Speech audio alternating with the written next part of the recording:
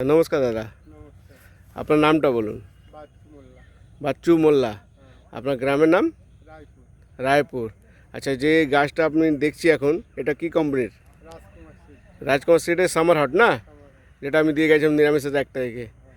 তো এটা কবে, দানাটা কবে ফেলেছেন? ওই 10 তারিখের দিকে ফেলেছিলাম। 10 তারিখে ফেলেছেন, তারপর 25 দিন পরে এটা ট্রান্সফার করা হলো। সাথে বসানো। মানে এখন তাহলে বয়স কত হবে? এখন 40 দিনের কাছাকাছি। 40-42 দিন হবে। হ্যাঁ, 40 দিনের কাছাকাছি বয়স আছে। এই দেখুন, রাজকুমারে সামার হট ফুলকপি, এত সুন্দর গাছ, একদম ক্রিস্টাল ক্লিয়ার, এত সুন্দর গাছ হয়েছে। ফসলটাও দেখুন খুব ভালো হবে। তাহলে আপনি তো 40-51ও করেছেন, হ্যাঁ, ওই তো সাইড ওটা দুটোর মধ্যে তো অনেক তফাৎ, অনেক ফারাক। অনেক মানে জমি আকাশের মতন তফাৎ আছে। আসমান জমিন তফাৎ।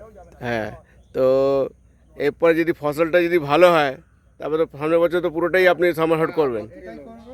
কি এটা তাড়াতাড়ি হয়ে যাচ্ছে, ওটা তো টাইম লাগে, এটা তাড়াতাড়ি আপনার ফসল দিচ্ছে, আর ভালো একদম ফসলও ভালো হবে। একদম সাদা ধবধবে, তো সাদা হয় না, ও তো হলুদ টাইপের চলে আসে। ধবধবে। এখন কপিটা কিরকম হবে? হ্যাঁ, কপিটাও একদম দারুণ হবে।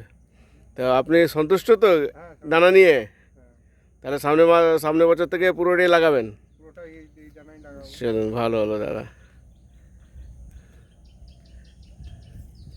এই হলো রাজকুমার সিডের সামার হট। দাদা এবছর খুব সন্তুষ্ট হয়েছেন, সামনের বছর বলে পুরোটাই আমি সামার হট লাগাবো রাজকুমারে।